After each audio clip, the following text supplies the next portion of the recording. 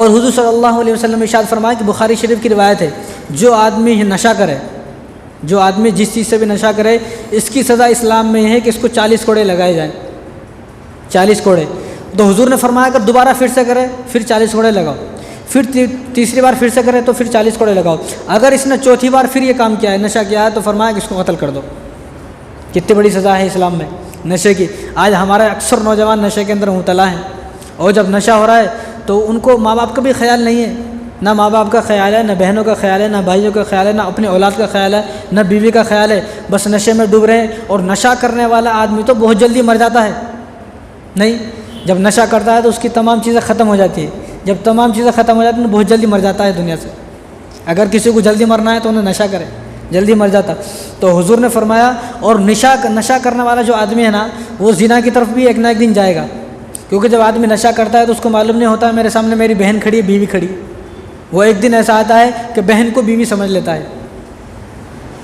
اور یہ آدمی زنا کی طرف ضرور جائے گا، چاہے کبھی بھی جائے۔ اور حضور نے فرمایا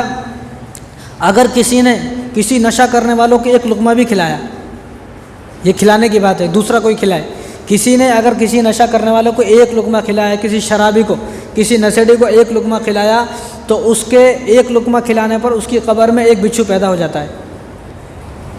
آج ہمارے گھر کے اندر کوئی ایسا موجود ہے تو اس کو گھر سے دھکے مار کر باہر نکالیں۔ تو اس لیے فرمایا حضور نے، آگے یہ حدیث ہے، حضور نے فرمایا اگر کسی نے کسی شرابی کو، کسی نشہ کرنے والے کو قرضہ دیا تو حضور نے فرمایا یہ آدمی ایسا ہے، قرضہ دینے والا، شرابی کو قرضہ دینے والا، تو حضور نے فرمایا کہ ایسا ہے کہ مسلمانوں کو قتل کرنے میں اس نے مدد کی۔ کوئی آدمی کسی مسلمان کو قتل کر رہا ہے تو اس نے قتل کرنے میں مدد کی، جو آدمی کسی جو ہے شرابی کو قرضہ دے۔ اور فرمایا حضور نے کہ آدمی اگر کسی نشہ کرنے والے کی کوئی ضرورت کو پورا کرتا ہے، کوئی آرزو کو، کوئی تمنا ہے، اس کی حاجت ہے، اس کو پوری کرتا ہے، اس کی حاجت کو، تمنا کو پوری کرتا ہے، تو اس نے اسلام کو ڈھانے کے برابر کام کیا ہے، اسلام کو ڈھا دیا۔ اسلام کو کس نے ڈھا؟ ابو جہل نے، فرعون نے اسلام کو ڈھایا۔ آج وہ دیکھو کہاں ہے۔ تو فرمایا کہ جس نے کسی شرابی کی، نشہ کرنے والے کی ضرورت کو پورا کیا تو اس نے اسلام کے ڈھانے کے برابر کام کیا ہے۔ اور فرمایا اگر کوئی آدمی کسی نشہ کرنے کے والے کے پاس، شرابی کے پاس بیٹھے گا تو اللہ تبارک و تعالیٰ جب تک یہ بیٹھا رہے گا اس پر اللہ تبارک و تعالیٰ کی لعنت برستی رہے گی، اور جب نشہ کرنے والا آدمی مرے گا تو تڑپ تڑپ کر مرے گا، لوگ دیکھیں گے اس کی جان جو ہے تڑپ تڑپ کر نکلے گی۔ اور فرمایا قیامت کی اس کا چہرہ سیاہ بھی ہوگا، ایک تو اس کا چہرہ خنزیر کا بھی ہوگا، دوسرا اس کا چہرہ جو سیاہ ہوگا، اور تیسرا اس کا چہرہ سیاہ بھی ہوگا، خنزیر کا بھی ہوگا، اور اس کی زبان ایسے نیچے لٹک رہی ہوگی کہ اس کی زبان اس کے جو ہے اس کے انگوٹھوں سے ٹچ ہو رہی ہوگی،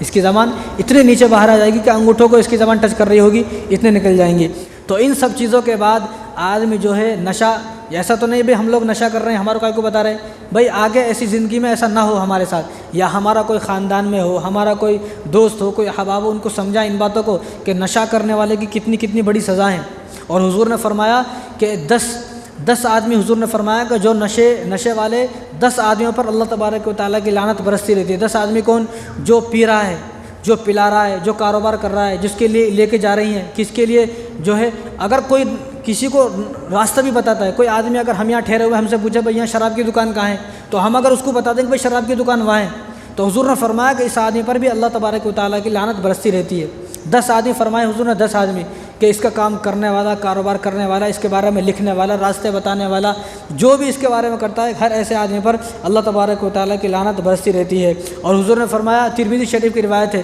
کہ نشہ اور شراب کا کاروبار کرنا حرام ہے، اور جس کی پرورش حرام سے ہوئی ہو وہ آدمی جنت میں تو کبھی جا ہی نہیں سکتا، اس آدمی کے لیے جنت کے دروازے بالکل بند ہو گئے۔